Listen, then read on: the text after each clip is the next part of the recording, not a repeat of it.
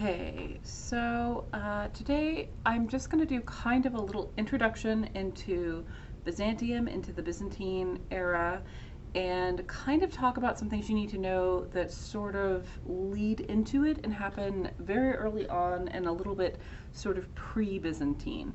So let's talk about that. If you're in my class, you should have watched all of the Roman Empire lectures, the last one being the Late Empire, and now those they go together because we end the Roman Empire with Constantine, and that is where we start Byzantium.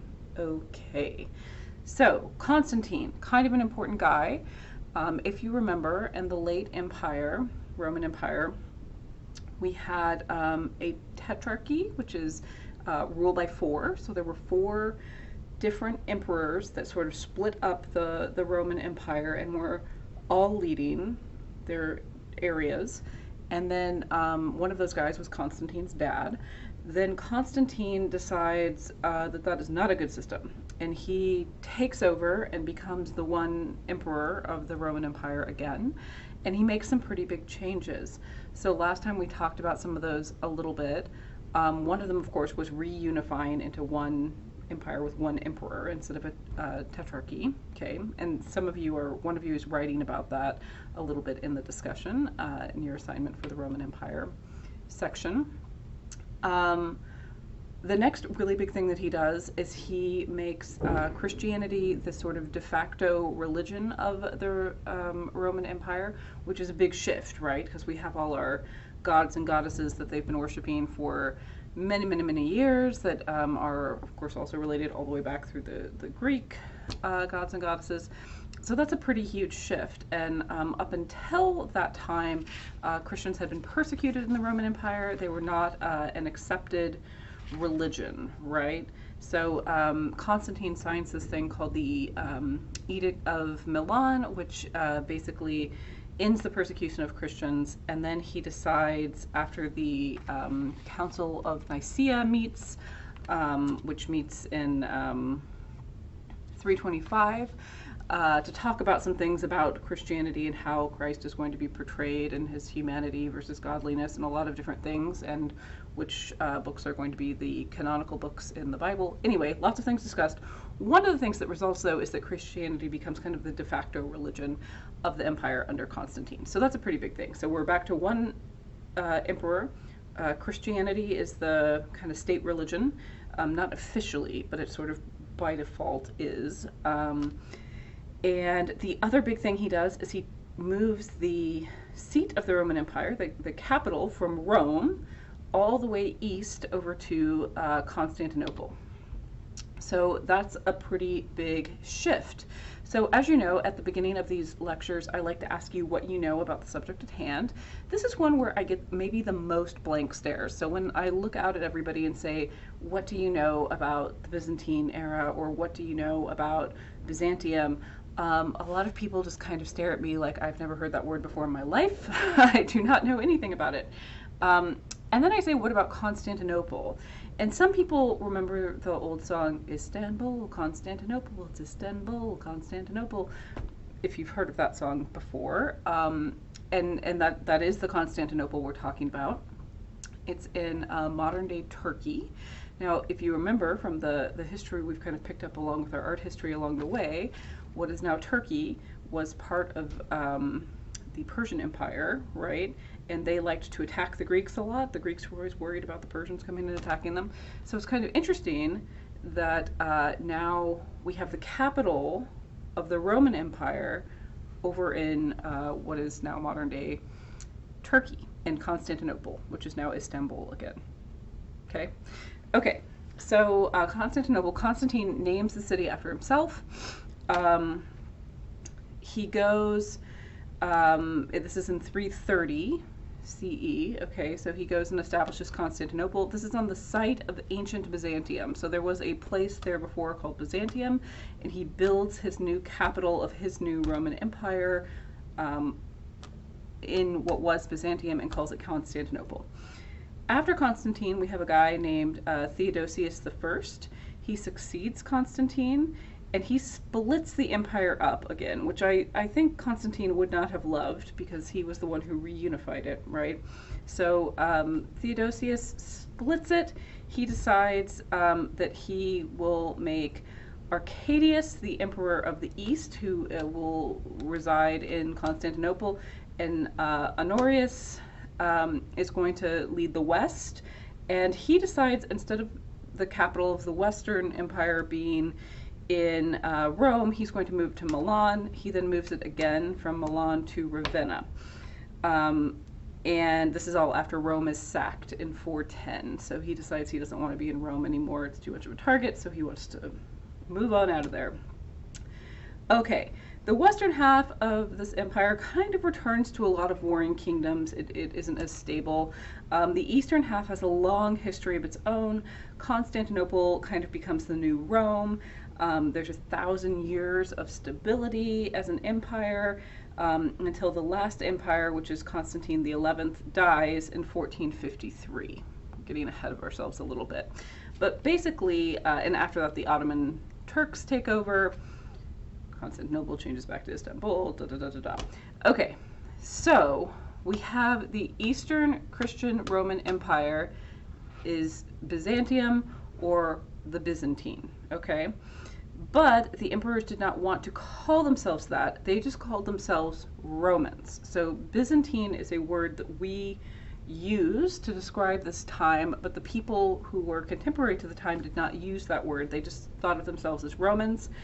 Another weird twist is, while we know in the Roman Empire the primary language was Latin, well, in the Eastern Empire, in the Eastern Roman Empire that we call the Byzantine, they speak Greek, which is a little different as well. So they tend to speak Greek. Byzantium Christianized the Slavic regions in the Balkans and Russia, and this is where we get the Eastern Orthodox version of Christianity, the Eastern Orthodox religion. Also the Greek Orthodox religion comes from this. After the collapse in 1453, the Ottoman Empire rises. The early Byzantine period is from 324 to the iconoclasm in 726, which is when Leo III is ruling. Then we have the Middle Byzantine, which is the reunification after the iconoclasm, which is in 843 to 1204, when the Western Crusaders kind of occupy Constantinople. And then the late Byzantine is 1261. The Byzantine people recapture Constantinople until 1453, when the Ottoman Empire takes over and there's the fall of Constantinople. So that's kind of the overview of what's happening. So this is where we see this big division under Emperor Theodosius. So we have our Eastern Roman Empire with Constantinople kind of in the middle there as the head. Then in the Western we start with Rome, then it changes up to Milan, and then to Ravenna. Okay, so the kind of golden age of art in the Byzantine is when Emperor Justinian is in charge.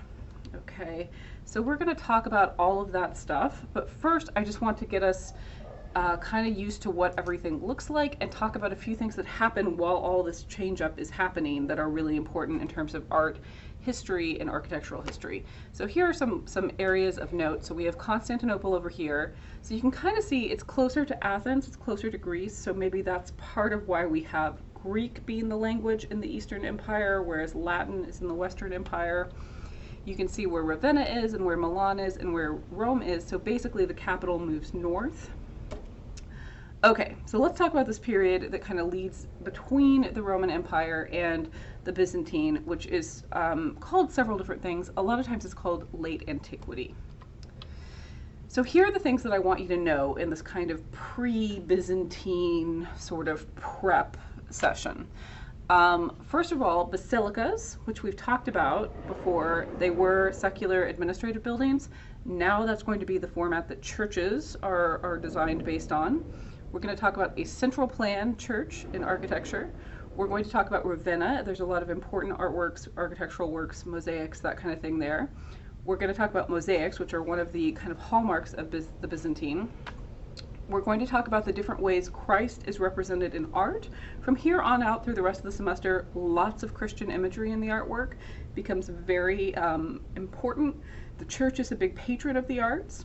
So we're going to look at the different ways in this early Christianity, how Christ was represented, because it was kind of, they were trying to decide how he would be portrayed, what the canon would be.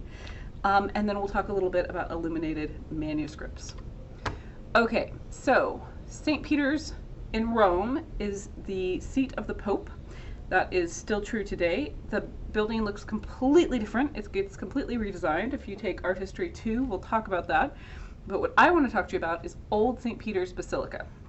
So this is a important building for quite a few reasons, but one of the major ones is that this is kind of one of the first times we see the basilica plan for a church being fully realized in a really important setting.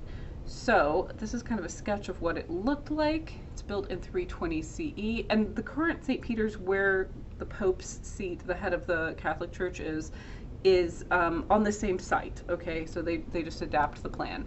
So let's look at the plan, because this kind of becomes the blueprint for what cathedrals and churches are going to look like for a long, long time. So we have in here the nave, which looks like sort of a familiar word to us, like the Greek word naos, right? When we were looking at temples, and that center part was called the naos. So we have the nave, which is the center main area. We have the aisles on either side. Sometimes there's a double aisle. And then we have an altar at one end in an apse. We have an atrium that kind of gets left behind after a while. We have the narthex, which is kind of where you walk in. And we have the clerestory, which is this row of windows on the second floor. And in the beginning, we have gabled roofs. That gets a little more complicated later. Another design that becomes very popular, particularly in very early Byzantine, particularly in Italy, in Ravenna and different areas like this one's in Rome, is the central plan church. Okay, so here we have a round plan that sort of calls back to a tholos style temple, right, that we've looked at with the Greeks and the Romans.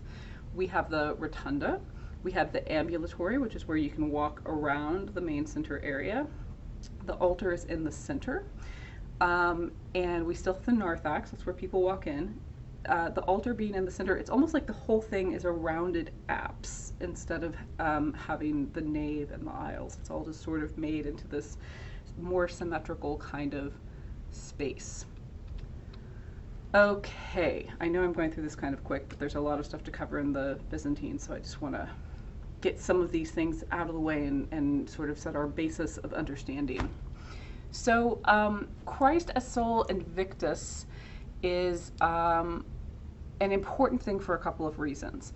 So this is in the mausoleum of the Julii family in Rome, Italy. It's from the late 3rd century. And this is the earliest known mosaic of explicitly Christian content. Now remember, Christianity was forbidden for a while, right? It was a persecuted religion. It was not an okay religion until Constantine makes that okay with the Edict of Milan. So this is a mausoleum portraying Christ, and it's in the cemetery that's beneath Old St. Peter's. And so one of the things that we see in these early depictions of Christ is him being portrayed in a way that's a little bit ambiguous, where it could be read as one of these old pagan gods, in this case Christ as Sol Invictus. So this means Christ in the guise of the familiar pagan deity Sol Invictus, which is Helios in Greek, which means the invincible sun. So this is Christ being portrayed as the sun god, okay, and he's in a chariot driving the sun, just like Sol Invictus would have been in earlier Greek and Roman portrayals of that god. But we can see that he has this cruciform halo that shows us that this is the Christ. This is not the sun god. He holds an orb in his hand, which symbolizes that he's the ruler of the universe. And one of the things that's interesting here is this idea of Christ as the sun I've always thought is an interesting thing because there's so much imagery and language that relates to that.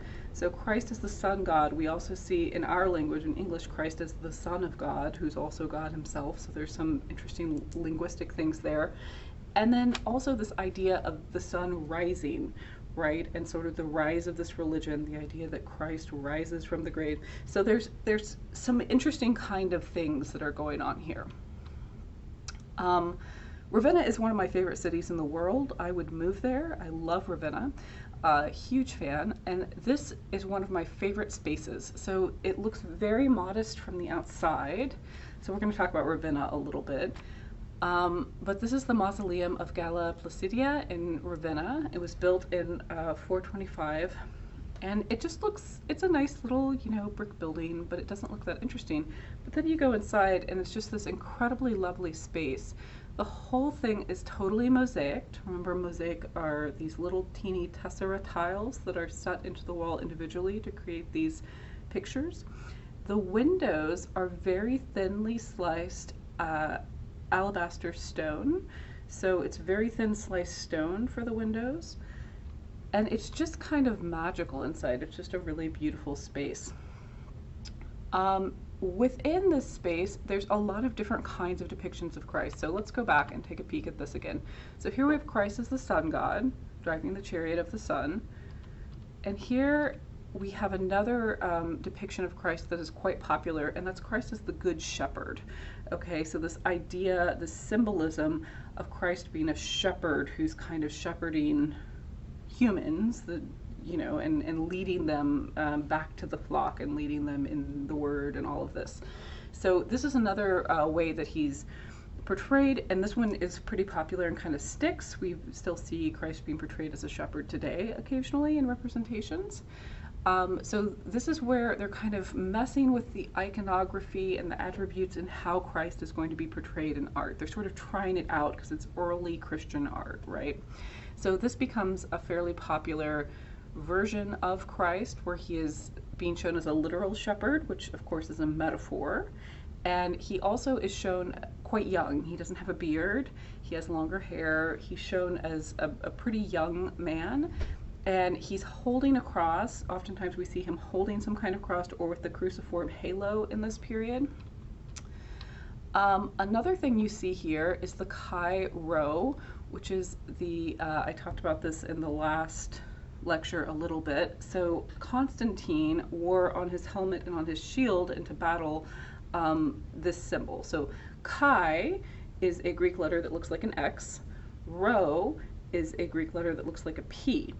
And them positioned on top of each other like this, so the X and then the P here, Chi Rho, that's the first two letters in Greek of the word Christ. So it became a symbol for Christianity that was slightly secretive. It's also where we see the fish symbol come up as a slightly secretive symbol for Christians before Christianity was legal. So we see this symbol, especially in Byzantine buildings, and it's affiliated with Christianity and Christ, but it's also affiliated with Constantine and is sort of a reminder of his triumph and how he credited the Christian God with his triumph and sort of this idea of the triumphant God kind of thing. Here we also see an alpha and an omega. And the reason we have the alpha and the omega is that's the first and the last letter of the Greek alphabet.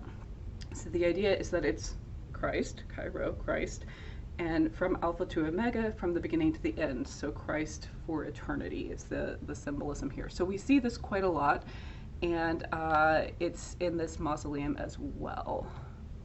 And then here, one of you has written about this in our discussion, but here's that Chi Rho symbol with the alpha and the omega on the back of one of the coins with Constantine's face on it. So we see how Christianity has spread throughout the kingdom and has become pretty important. In the next lecture, I will talk a little more about Ravenna, and I'll talk a little more about illuminated manuscripts. But this is just sort of a brief introduction, kind of warming you up and getting you used to what's going on in the Byzantine as we head into that module. All right, see you later. Oh, and happy Halloween. I'm in my Yayoi Kusama outfit because Halloween.